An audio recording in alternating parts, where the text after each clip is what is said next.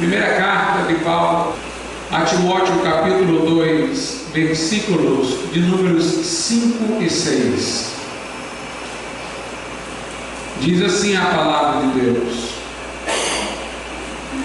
1 Timóteo 2, 5 e 6. Porque há um só Deus e um só mediador entre Deus e os homens, Jesus Cristo, homem, o qual se deu a si mesmo em preço de redenção por todos, para servir de testemunho a seu tempo. Poderia sentar.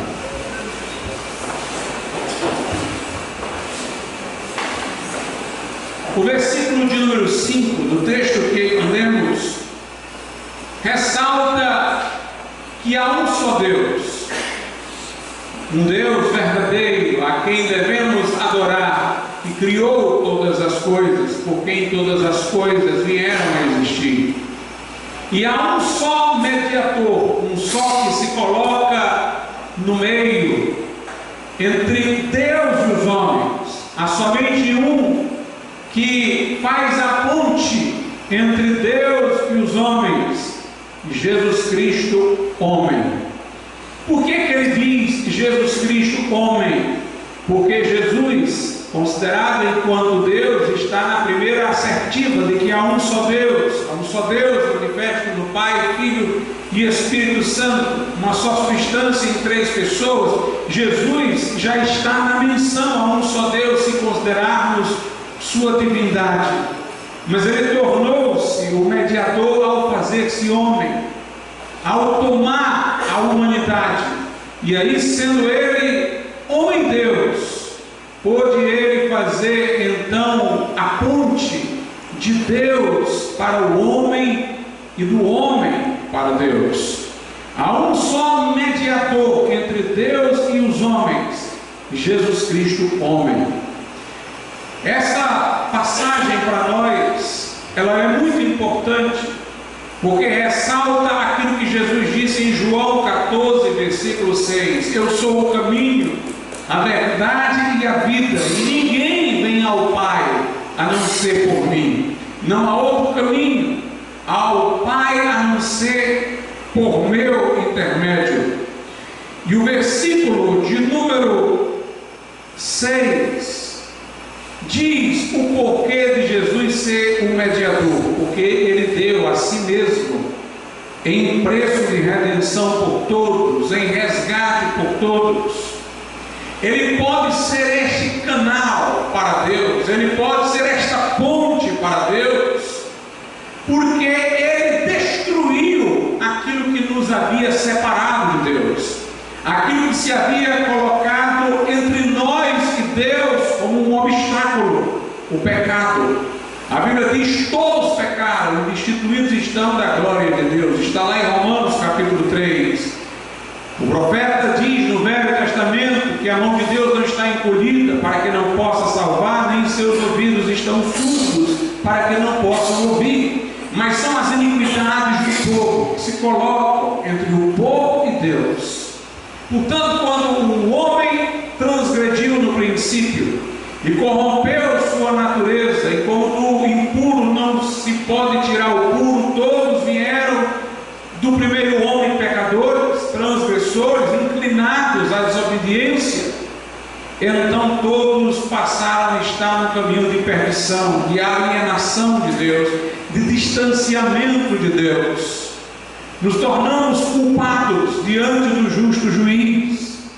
E a justiça divina clamava pela sentença. O salário do pecado é a morte. A alma que pecar, diz lá em Ezequiel, essa morrerá. Mas Jesus fez-se homem para tomar sobre si, como disse o profeta Isaías, as nossas iniquidades, as nossas transgressões. Ele levou, como diz o apóstolo Pedro, os nossos pecados em seu corpo ao madeiro. Ele tornou-se lá na cruz o Cordeiro de Deus que tira o pecado do mundo, nosso substituto. Ele morreu fazendo-se maldição por nós, o justo pelos injustos, para levar-nos a Deus. Seu sangue foi vertido em compensação satisfação pela nossa culpa, em expiação pelos nossos pecados. Por isso que João diz que o sangue de Jesus, o Filho de Deus, nos purifica de todo o pecado. Ele deu a sua vida como um preço de resgate. Ora, precisa de resgate aquele que de alguma maneira está endividado. Nós estávamos endividados com Deus pelas nossas transgressões, pela nossa culpa, e não havia como, pelos nossos recursos, como diz o salmista, nós pagarmos essas dívidas, porque nenhum ato de bondade nosso poderia sequer compensar um só pecado que praticamos. Há uma lógica nisso que Anselmo da Cantuária, na Idade Média, pôde identificar. Anselmo dizia: quem faz algum ato de bondade, esse ato de bondade tem o tamanho do que o pratica. Se alguém porventura me der um presente e esta pessoa é uma pessoa, digamos assim, comum, este presente não é tão valioso como se alguém muito importante me der um presente. Por outro lado, o agravo, a falta, a transgressão, ela vale não pelo tamanho de quem pratica o ato, mas por aquele que é insultado, ofendido pelo ato. Se alguém ofender uma pessoa comum, isso não é tão grave como se ela ofendeu um policial. Mais gravidade ainda se ela estivesse diante do presidente da República e o ofendesse. Portanto, se nós pecamos contra o Deus infinito, e se todo bem que praticamos é finito, então não havia nenhum bem que pudéssemos fazer para compensar uma só transgressão que praticamos. Nossa transgressão ela tem uma gravidade infinita, e os nossos atos pretensiosamente justos são, na verdade, finitos. Por outro lado, à luz da Bíblia, o homem não é capaz de praticar o bem perfeito. Todo bem que ele pratica envolve mancha. Ele corrompe o bem que faz pelo orgulho que o segue. Ele corrompe o bem que faz quando pensa já em ser recompensado pelo que fez. Tudo que ele faz de ato benevolente, de alguma maneira retorna para o seu egoísmo, na medida em que ele contabiliza como crédito, na medida em que ele espera que o círculo da vida lhe traga algum favor por aquilo que fez, na medida em que o que ele fez foi só para ganhar um sono melhor à noite. Mas ele não entende o bem como Deus o entende. E portanto, não apenas nós somos transgressores, incapazes de fazer o bem perfeito que Deus requer, como também, se pudéssemos fazer qualquer bem perfeito, não compensaria jamais um ato pecaminoso contra o Deus eterno. Adão não foi expulso do paraíso por múltiplos ou muitos pecados, senão por um só. Aquele pecado determinou sua condição final, fez a terra maldita por causa daquele ato transgressor, mexeu com todo o cosmos. Veja a gravidade da transgressão. Mas Jesus Cristo, fazendo-se homem, pôde levar os nossos pecados sobre si à cruz. Como o homem pôde morrer por nós, como Deus pôde fazer um ato de valor infinito, ilimitado, capaz de compensar todas as nossas culpas e cobrir todas as nossas transgressões. Como diz na carta aos Colossenses, ele cancelou na cruz o escrito da dívida que era contra nós. Ele o cravou na cruz. E assim, ao oferecer-se como preço de resgate, ele pagou a nossa dívida para que pudéssemos ter salvação. Ele fez provisão para que pudéssemos ter redenção por seu ato lá na cruz. Jesus tornou-se por isso o mediador entre Deus e os homens. Quando ele deu brado na cruz, Pai, está consumado, o véu do templo judeu rasgou de alto a baixo. Aquele véu representava a separação entre o homem e Deus. E o véu rasgou quando a carne de Jesus foi traspassada. Por isso que o autor da carta aos Hebreus diz que ele nos inaugurou um novo caminho para Deus, no véu da sua carne. Por isso que a Bíblia diz, tendo ousadia para entrar no Santo dos Santos, na presença do Deus Altíssimo, pelo sangue de Jesus. Há um só Deus e um só mediador entre Deus e os homens, Jesus Cristo, o homem. A Igreja Romana, entretanto, quer interpor outros mediadores no caminho, ou medianeiras. Nós acreditamos que não é possível salvação por meio daquilo que ensina o catolicismo, porque o catolicismo desmerece a exclusiva mediação de Cristo, obtida por meio de seu sacrifício na cruz do Calvário, e atribui papel semelhante a outras pessoas, santos, a Maria. Atribui esse papel independentemente de eles terem sangrado na cruz por nós. Paulo disse aos de Corinto: fui eu crucificado por vocês? Foram vocês batizados confessando o meu nome? Paulo estava a dizer isso quando alguns disseram que eram de Paulo, e outros diziam sou de Pedro, e Paulo dizia nós não somos nada. Prego a Cristo crucificado, prego a Jesus como Senhor e a nós como seus servos, não como mediadores, não como participantes de uma cadeia que leva a Deus.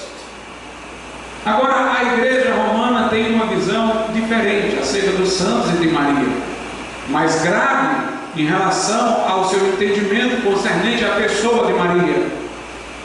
Quando a Igreja Católica fala da intercessão dos santos, diz que eles estão fazendo lá em cima o que qualquer crente ou cristão faz por outro aqui. Eles dizem, bem, nós não oramos pelas outras pessoas aqui na terra, então os santos estão também orando lá no céu, da mesma forma, por nós. Inúmeros equívocos estão nessa afirmação. Em primeiro lugar, por que então só aqueles que são canonizados santos poderiam estar orando por nós lá em cima? Por que não todos os cristãos? Porque somente aqueles que o papado canoniza é que ganham esse status de intercessores. Estariam então os intercessores controlados, identificados no céu por um ato praticado na terra, ou de sua canonização? Estariam errados então os espíritas que invocam espíritos do além e buscam contatos com os que já morreram? Não se assemelha à mesma prática de falar com aqueles que já estão mortos lá no céu? Por outro lado, nós temos algumas outras observações a estabelecer. Primeiro, nós podemos orar uns pelos outros aqui, mas nós não estamos orando uns pelos outros diante de Deus. Pessoalmente, face a face diante de Deus, estamos orando uns pelos outros, estando nós uns com os outros, no mesmo plano, no mesmo patamar. A Bíblia diz que há somente um que comparece perante a face de Deus por nós. É dito isso lá na carta aos Hebreus, que somente tem um que entrou no santuário, que está diante da face de Deus por nós, é Jesus. Portanto, a Bíblia deixa claro que lá no céu só tem um que está a interceder, e é aquele que está à destra do Pai, Jesus Cristo. É um advogado, 1 João 2:1, é um advogado, não dois, que nós temos para com o Pai, Jesus Cristo justo. Em Hebreus 8:1 diz que nós temos um sumo sacerdote tal, que sentou à direita de Deus. Em Hebreus 7:25 diz que Jesus pode salvar perfeitamente, completamente os que por Ele se chegam a Deus, porquanto Ele vive sempre para interceder por eles. Aqui nós já temos uma outra afirmação importante: Jesus está vivo, ressurreto para sempre, para interceder sempre, em contínuo, todos os dias, toda hora, todo segundo, por nós. Se Jesus está fazendo isso por nós, precisaríamos nós de mais alguém? Seria sua obra incompleta, imperfeita, para que alguém tivesse que completar ou ajudá-lo? Por outro lado, a Bíblia diz que os que já morreram estão no céu descansando.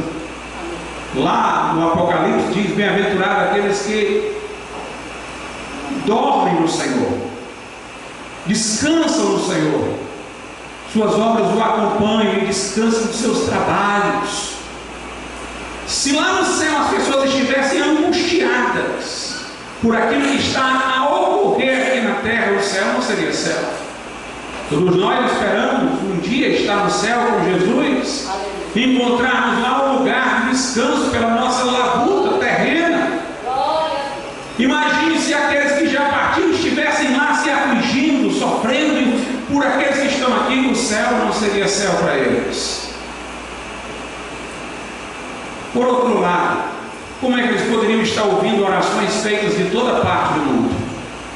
São oniscientes para que pudessem estar ouvindo várias orações concomitantes? São onipresentes para estar em todos os lugares e saberem disso de toda parte? Para que possam interceder por nós? De maneira nenhuma. Por isso que nenhuma religião, mesmo pagã, fora o catolicismo, admitiu pessoas a quem pudéssemos dirigir as nossas orações que não fossem reconhecidas como Deus ou como deusa. Os pagãos tinham vários deuses, mas os pagãos não imaginavam alguém a quem eles pudessem dirigir orações que não fosse uma divindade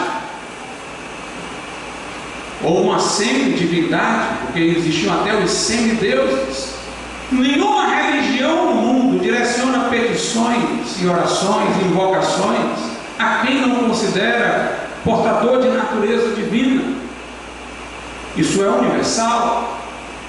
Portanto, quando o católico dirige orações a santos, ele exerce um ato religioso que é interpretado por todas as demais religiões como um ato que só poderia ter por destinatário uma divindade.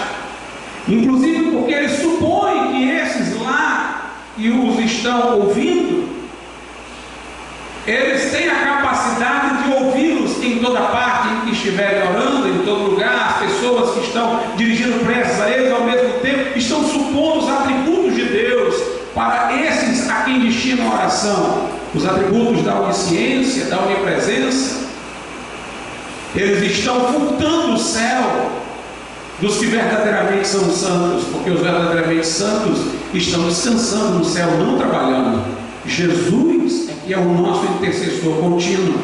Podemos orar uns pelos outros aqui, mas lá no céu, diante da face de Deus, somente tem um que intercede por nós, é Jesus Cristo. Jesus nunca orientou-nos a orar a santos, mas disse que tudo que fosse pedido ao Pai em seu nome seria atendido. Nós não temos precedentes na Bíblia de alguém que tenha dirigido sua oração aos santos.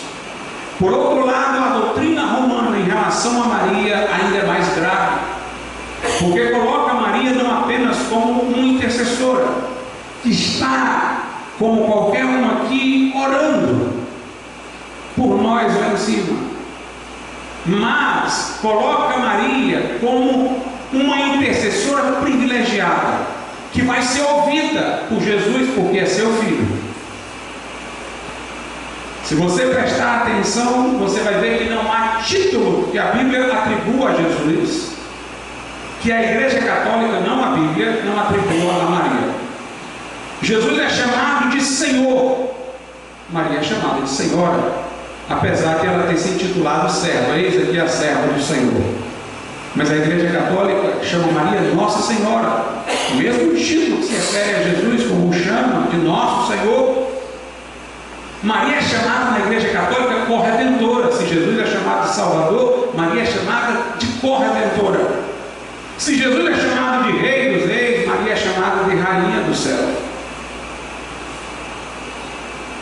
Se Jesus é o Filho de Deus, Maria é chamada de Mãe de Deus, Jesus Cristo, e esposa do Espírito Santo, na linguagem romanista. Se Jesus é chamado na Bíblia de mediador, a Igreja Romana diz que Maria é a medianeira de todas as graças. É muito forte. Não há graça que não nos venha sem a sua mediação. Aí tem aquela linguagem: nada sem Jesus, tudo por Maria. Ou é o contrário? Tudo por Maria, tudo por Jesus e nada sem Maria? E no final é uma pergunta equivalente, né? Então Maria é colocada numa posição superior. E aí a coisa se torna muito mais grave. Alguns chegam a dizer que somos salvos pelo sangue de Jesus e pelas lágrimas de Maria. Por intervenção do Espírito Santo, Jesus não herdou a natureza corrupta. Mas a Igreja Romana fala também da Imaculada Conceição de Maria, dizendo que Maria de igual maneira teve uma intervenção do Espírito Santo no seu nascimento para não herdar a semente pecaminosa. Então, a Bíblia não diz nada disso. Se Jesus é o cabeça da igreja, Maria é chamada de mãe da igreja. Então aí a coisa se torna muito mais grave e muito mais séria. Uma vez eu cheguei para o católico e conversei sobre esse versículo. Há um só Deus, um só mediador entre Deus e os homens, Jesus Cristo, o homem. E ele disse: não, nós acreditamos no texto. Jesus é o único mediador entre Deus e os homens. Nós estamos apenas dizendo que Maria é a medianeira entre os homens e Jesus. Então, na verdade, entre Deus e os homens tem Jesus, mas entre os homens e Jesus tem Maria. Ela é a medianeira. Se isso fosse verdade, foi o que eu procurei explicar para ele, o texto aqui estaria errado. Porque mediador é o que se coloca no meio. Se Jesus é o único mediador entre Deus e os homens, então ele é o único que está no meio entre Deus e os homens. Mas se você colocar Maria entre os homens e Jesus, então Jesus não é mais mediador entre Deus e os homens, ele é mediador entre Maria e Deus. E Maria é medianeira entre os homens e Jesus. Então Jesus temos que ir primeiro a Maria. Então Maria seria a mediadora entre os homens em geral e Jesus. Mas Jesus não nos ouviria diretamente, ouviria Maria. Então Jesus seria o mediador entre Maria e Deus, e não entre Deus e os homens. Mas se a Bíblia diz que Jesus é o mediador entre Deus e os homens, não há ninguém entre os homens e Jesus. Não há ninguém entre os homens e Jesus. Não tem essa escadinha, os homens, a Maria. De Maria para Jesus e de Jesus para Deus. Se tiver essa escada, Jesus está no meio entre Maria e Deus. É o mediador entre Maria e Deus. E Maria seria a medianeira entre os homens e Jesus. Mas o texto diz: há um só mediador entre Deus e os homens em geral. Então os homens podem vir a ele diretamente. Interessante que o argumento do catolicismo costuma geralmente ser esse: mas Jesus é Deus. Quem somos nós para irmos até Deus? Mas o texto está dizendo que como mediador ele é homem. Há um só Deus e um só mediador entre Deus e os homens, Jesus Cristo, homem. O texto está exatamente dizendo que ele fez homem para ser acessível a nós, para que nós não colocássemos esse obstáculo dizendo: a ele é Deus, quem sou eu para ir até ele? Nós vamos a ele e a ele para Deus o Pai, porque ele se fez homem. Jesus Cristo como mediador, Jesus Cristo homem. Alguns poderão dizer: mas ele é santo, nós somos pecadores demais, a gente tem que ir através de Maria. Mas Jesus, apesar de ser santo, comeu e bebeu na casa de pecadores. Ele nunca colocou isso como obstáculo. Pelo contrário, quando reclamaram porque ele só andava com os pecadores, ele disse: eu não vim chamar justos, mas pecadores ao arrependimento. Surpreendeu-se o fariseu de que uma mulher pecadora chorasse nos seus pés, lavando-os e enxugando os seus pés com os cabelos. Mas Jesus disse: eu entrei na tua casa, tu não me beijaste, não lavaste os meus pés. Esta mulher não para de fazer isso, porque eu disse a ela: perdoados-te são os teus pecados. Jesus nunca disse: ide a fulano de tal, ele dizia: vinde a mim. Ele mantinha a porta aberta. Eu sou a porta, disse ele. Quem entrar por mim, salvar-se-á. Portanto, devemos ir diretamente à pessoa de Jesus, o único mediador entre Deus e os homens. Aliás, eu vou dizer-vos uma coisa: se houvesse mais mediador na história, este texto de 1 Timóteo 2,5 diria. Sabe por quê? Porque o texto está exatamente opondo um só Deus, está restringido. Aqui é negociado, não tem dois, só tem um. Há um só mediador entre Deus e os homens. Aí ele abriu para a generalidade. O texto está exatamente opondo o que é restritivo ao que é geral. O que é restritivo é que não há um Deus, outro além do Senhor a quem servimos. O que é restritivo é que não há outro modo de chegar a Ele senão por Jesus. E o que é aberto, que qualquer um pode vir a Ele através de Jesus, é que Ele é mediador entre Deus e os homens. Se tivesse mais restrições pelo caminho, o texto diria, porque o propósito do texto, notadamente, é dizer que só há restrição em dois pontos: um só Deus e um só mediador. O resto é abertura. Por que é abertura? Porque a Bíblia diz no verso 6 que Jesus deu-se a si mesmo em preço de redenção por todos, por todo mundo, morreu por todo mundo. Então o caminho está aberto a todos, mas aberto a todos através de Jesus para chegar ao único Deus. Ao único Deus.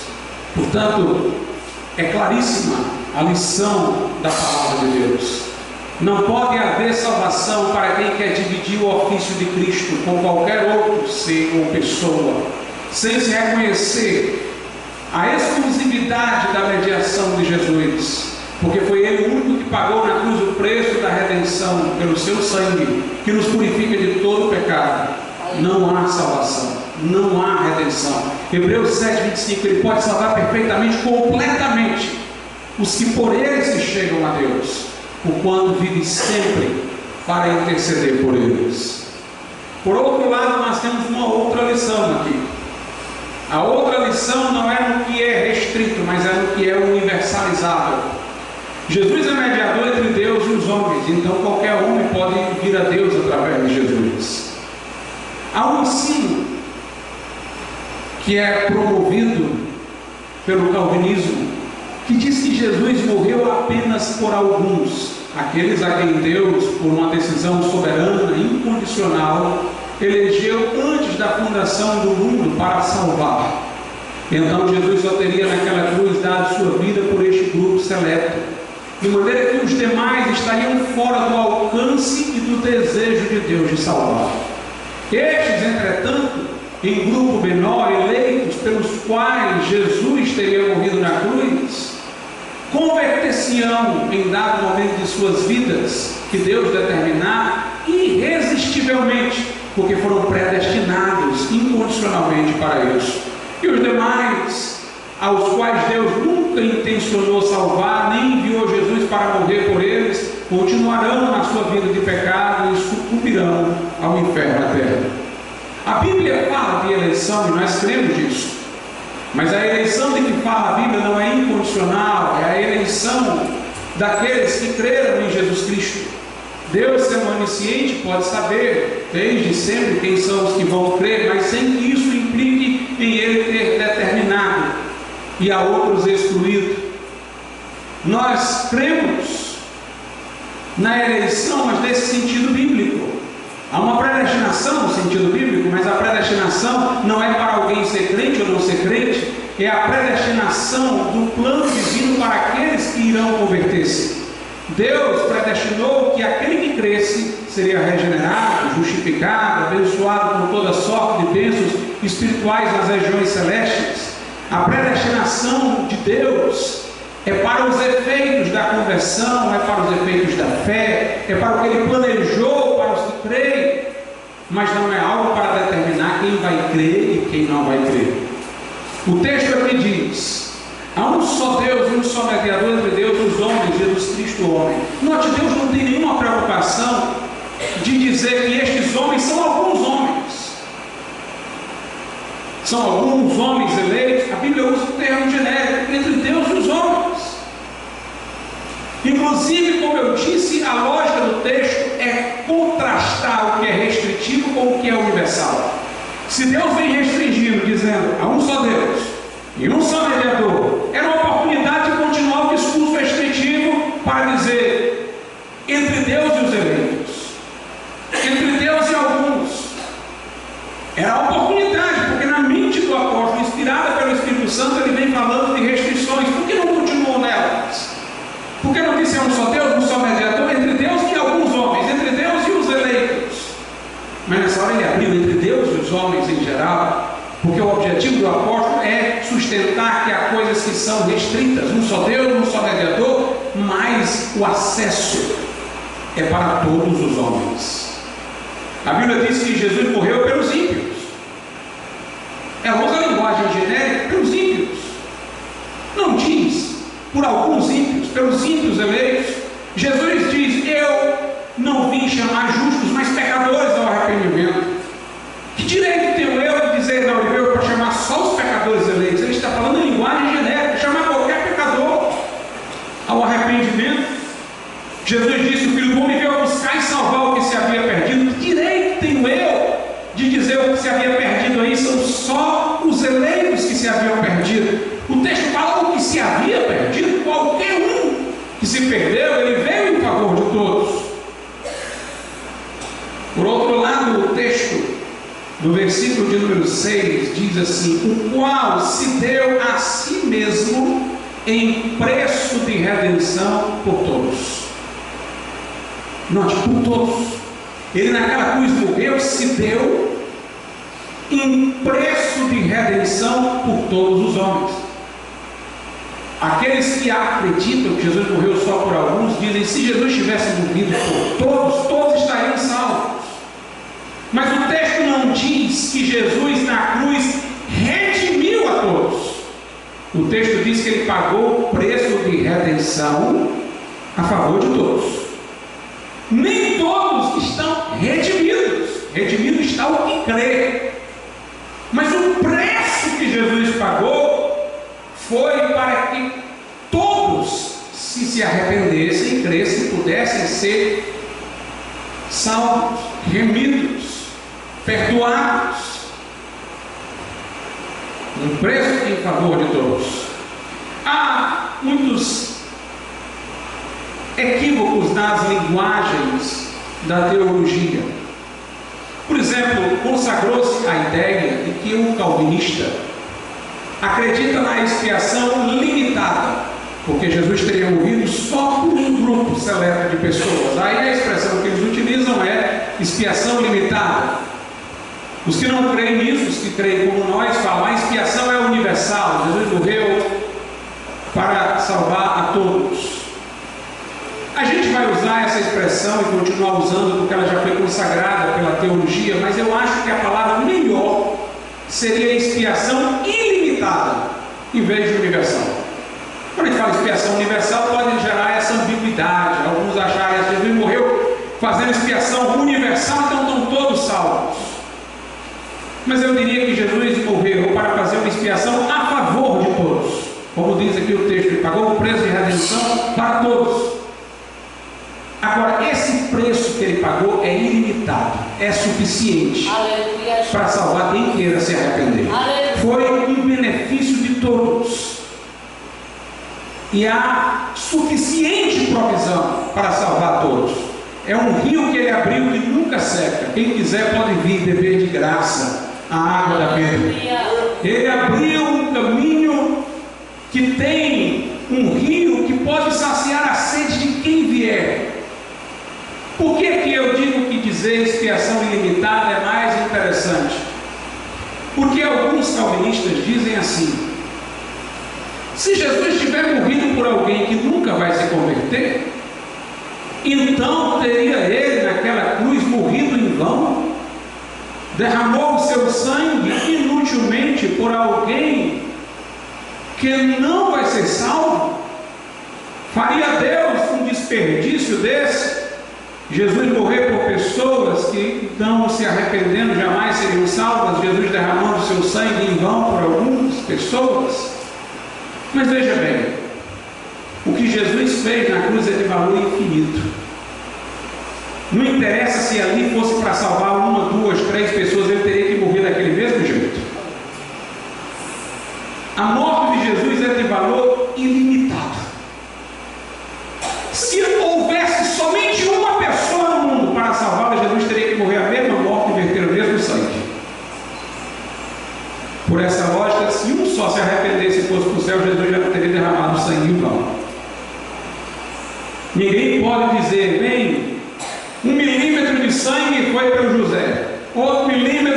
foi pela Maria, outro milímetro foi pelo Francisco. Não, Jesus derramou todo o seu sangue por cada um de nós. Por isso que Paulo diz em Gálatas 2:20: eu estou crucificado com Cristo, não sou eu quem vive mais, mas é Cristo que vive em mim. E essa vida que eu agora vivo pela fé no Filho de Deus que me amou e assim mesmo se entregou por mim. Paulo personaliza: por mim, ele morreu por mim. Essa morte aí foi inteiramente para mim, porque ela foi inteiramente por cada um de nós.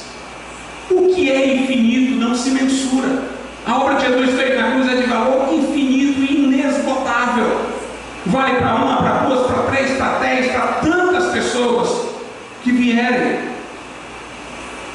Então, nenhuma possibilidade de Jesus ter derramado o seu sangue em vão, porque o seu sacrifício é de valor eterno e infinito. Vale para salvar um ou para salvar 10, para salvar 20 ou para salvar 30, para salvar infinitamente pessoas ou uma pessoa. Ele, portanto, pagou um preço suficiente para salvar quem quer que viesse. E nós anunciamos isso, chamando as pessoas ao arrependimento, dizendo que há provisão de escape lá na cruz, que há provisão de perdão.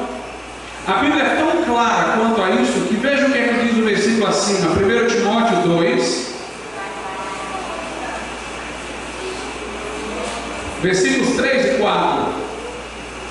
Porque isto é bom e agradável diante de Deus, nosso Salvador, que quer que todos os homens sejam salvos e venham ao conhecimento da verdade. O texto é claro, diz que Deus quer que todos os homens sejam salvos. Pastor, como é que um calvinista interpreta esse versículo? Bem, no versículo de número 2, o apóstolo Paulo diz assim, que nós devemos orar pelos reis e por todos que estão em iminência, para que tenhamos uma vida quieta e sossegada, em toda piedade e honestidade. Aí eles dizem assim, bem, quando a Bíblia diz todos os homens, não são todas as pessoas, cada uma das pessoas, todos aqui são pessoas de todo tipo. Como Paulo diz para orar pelos reis, ele quer dizer que entre os eleitos existem tanto pessoas simples como reis, como pessoas de eminência. Então todos não seriam, cada um, seriam todos os tipos de pessoa, mas só para eleitos, indicando que haveria entre os eleitos pessoas em todos os segmentos imagináveis, reis e tal. Mas não é isso que o texto está dizendo. Paulo nem está pedindo oração pelos reis para que eles se convertam. Ele está pedindo oração pelos reis para que os reis não deixem em paz. Versículo 2: pelos reis e por todos que estão em iminência, para que tenhamos uma vida quieta e sossegada em toda piedade e honestidade. Ele está dizendo, olhem pelos reis, para os reis não impedirem a gente de pregar, deixar a gente sossegado para pregar, porque Deus quer que todos sejam salvos. Todos aqui então não são os reis, são todas as pessoas. Ele não está dizendo que Deus quer que reis, advogados, juízes, não sei o que, sejam salvos, mas só os eleitos. Não, ele está dizendo, olhem pelos reis, para não nos perseguirem, para deixarem de viver uma vida sossegada, para poder pregar o evangelho aos outros, porque Deus quer que a gente tenha essa porta aberta, porque Ele quer alcançar todo mundo, são todas as pessoas. Deus quer que todos sejam salvos e cheguem ao pleno conhecimento da verdade. Aleluia. Mas se alguém ainda tivesse dúvida, na mesma carta de Paulo a Timóteo, ele vai esclarecer que todos é todos. Aliás, um pregador muito conhecido do passado, ele diz o seguinte: quem são vocês para dizer que onde a Bíblia falou todos são alguns? Vocês estão dizendo que Deus não sabe falar a palavra alguns? Que Deus precisa dizer todos e a gente precisa corrigir e emendar o que Deus está dizendo? Deus sabe dizer alguns quando quer, mas quando Ele diz todos, são todos. 1 Timóteo 4,10. Mesma carta. Porque para isto trabalhamos e somos injuriados, pois esperamos no Deus vivo, que é o Salvador de todos os homens, principalmente dos fiéis. Ninguém pode dizer que todos os homens aqui são só os crentes, porque ele já está destacando os crentes dentro do grupo maior de todos os homens. Jesus é Salvador de todos os homens, principalmente dos fiéis. Então todos os homens não podem ser todos os fiéis, todos os eleitos, todos os crentes. Tem que ser um grupo maior, porque os fiéis estão dentro desse grupo, como uma parte menor. Jesus é Salvador de todos os homens, principalmente dos fiéis. Por que ele diz principalmente dos fiéis? Porque Jesus se dá como Salvador a todos os homens, mas só salva os que o recebem como Salvador, os fiéis. Ele é Salvador de todos os homens, não no sentido de que todos os homens vão para o céu, mas no sentido de que ele se apresenta, de que ele se dá a todos os homens como Salvador. Uma coisa é o que Jesus está fazendo, outra coisa é se os homens estão recebendo ou não. A todos quanto o receberam, a saber os que creem no seu nome, João 1,12, Deus deu-lhes o poder de serem feitos filhos de Deus. Jesus está sendo pregado e anunciado a todos os homens. Jesus morreu para pagar o resgate de todos os homens, para fazer provisão de salvação para todos os homens. Mas ele só é Salvador efetivo dos que creem, dos crentes, dos fiéis, Salvador de todos os homens, especialmente dos crentes. De todos, ele é um Salvador em potencial. A todos ele se apresenta como Salvador, mas Salvador é efetivo, real, somente daqueles que creram. Por isso os que creram o têm como Salvador de uma maneira diferente, uma maneira pela qual eles poderão ir para o céu e não para o inferno. Poderão deixar a velha vida e entrar na nova. Poderão sair das mãos de Satanás e ir para as mãos de Deus. Poderão ter o perdão de seus pecados e a segurança e a certeza de morar no céu para sempre. Aleluia. Pastor, e como é que eles explicam esse texto? Ainda tem alguma coisa que eles digam sobre esse texto? Por incrível que pareça, tem, irmãos. A criatividade humana não tem fim para tentar mudar a Bíblia Sagrada. Agora eu lhes pergunto, será que algum crente simples, lendo a Bíblia, chegaria à conclusão que esses homens chegam? Eu praticamente estou tendo que explicar o que já está dito, repetir, parafrasear o que está dito. Mas essas pessoas, elas dão explicações que um homem comum, uma pessoa comum lendo a Bíblia nunca chegaria a elas. Por aquilo que eles falam, ninguém chegaria a esse conhecimento sozinho. Eles dizem assim: não, Jesus é Salvador de todos os homens, assim. Os incrédulos não eleitos já poderiam ir para o inferno agora. Mas Jesus é um Salvador temporário deles, no sentido de que permite que eles vivam essa vida aqui na terra antes de irem para o inferno. Como eles são pecadores, já podiam ser jogados lá imediatamente. Aí ele diz: Jesus é Salvador dos não eleitos, no sentido de que os suporta aqui na terra, até o dia que morram. Garantiu esse tempo de vida para eles aqui, antes de descerem ao inferno. Mas ele é Salvador para dar vida eterna e redimir só dos eleitos.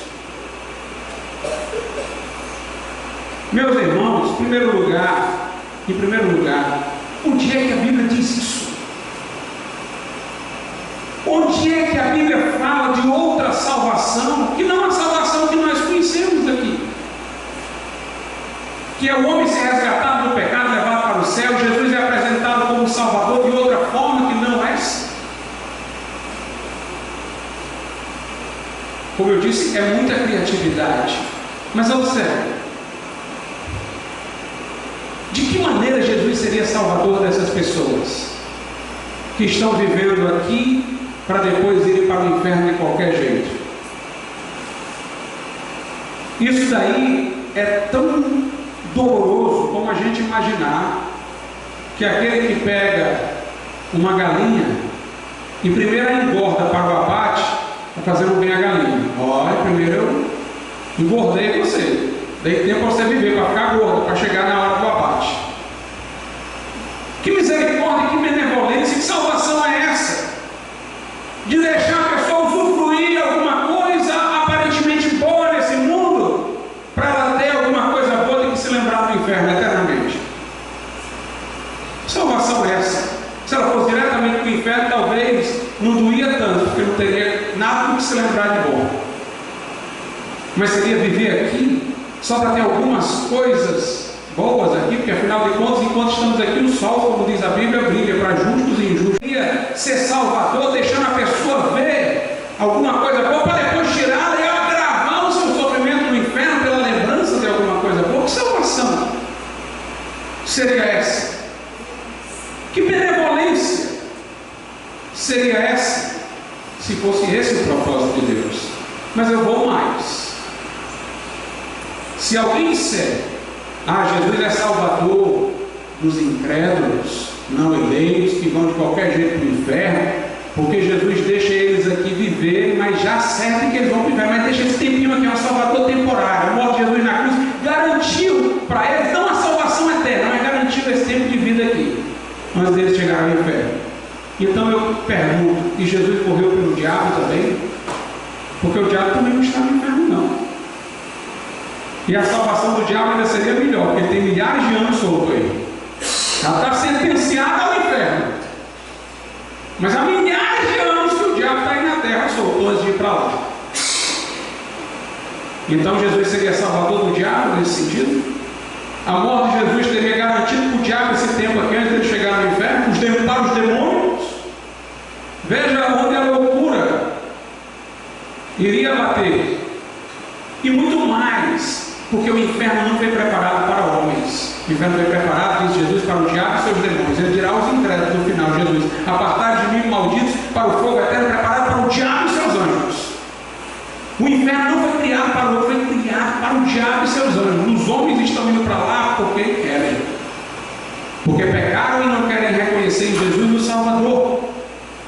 Deus nunca pretendeu o inferno para os homens, nunca fez um plano para determinar que algumas pessoas incondicionalmente iriam para o inferno, porque o inferno foi preparado para o diabo, por causa da sua queda e transgressão. Os homens estão indo para lá por causa que escolheram o caminho de Satanás. Mas eu pergunto, o diabo foi destinado para o inferno foi preparado para o diabo, mas o diabo está solto aqui. Então Jesus seria o salvador do diabo? Porém a gente vê como isso não faz o menor sentido. O Jesus em quem cremos é aquele de João 3,16. O Deus em quem cremos é o de João 3,16. Deus amou o mundo de tal maneira que deu seu Filho unigênito, para que todo que nele crê não pereça, mas tenha a vida eterna. A morte de Jesus é de valor infinito, valeria para 1, para 10, para 1000. Mas o pensamento de Deus, quando enviou Jesus para morrer, era de oportunizar salvação a todos. O Evangelho é anunciado a todos, o convite de Deus é sincero para com todos, para que se arrependam, entreguem seus corações a Jesus e venham a Deus através de Jesus. Não vamos ampliar onde a Bíblia não amplia, acrescentando outros mediadores, como o catolicismo o faz, e nem vamos restringir onde a Bíblia não restringe, fazendo a salvação ser um privilégio de alguns e não uma oferta de Deus para todos, como a Bíblia diz. O segredo de entender a Bíblia é esse: não ampliar onde ela restringe, não restringir onde ela amplia.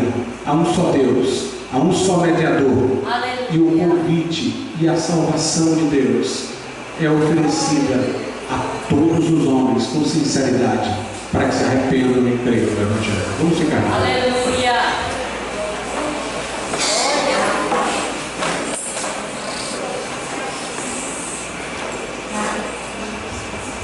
Nosso Deus e nosso Pai, nós te louvamos porque temos a Tua palavra como bússola, para que não sejamos, ó Deus, desviados no caminho, desorientados na instrução.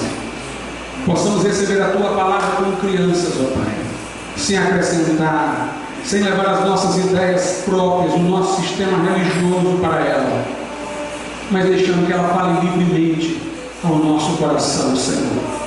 Porque Tu não escreveste a Tua palavra para os teólogos profissionais, para, meu Deus, os artífices de sistemas de teologia. Tu escreveste para o homem comum, para o cristão simples, ó Pai, para que o Evangelho pudesse ser claro e inteligível a qualquer um que quisesse ver a cruz. Manifesta o Teu amor àqueles que estão aqui, E se houver alguém que ainda não tem no coração a convicção e a certeza de vida eterna, que possam nessa noite tomar a decisão de entregar e confiar a sua vida a Jesus. Em nome de Jesus Cristo, Senhor, nós te pedimos. Amém. Nessa noite eu gostaria de perguntar: se alguém nesse lugar que diz, pastor, eu não tenho certeza da minha salvação, segurança da vida eterna, mas eu quero nessa noite arrepender-me dos meus pecados, daquilo que eu sei que é transgressão aos olhos de Deus, e eu quero vir a Jesus para que Ele mude a minha vida, perdoe as minhas culpas, me dê um novo coração. Se você quer tomar essa decisão, levante a sua mão e vamos orar por você. Se houver alguém aqui nesta noite, erga a sua mão e vamos pedir a Deus pela tua vida.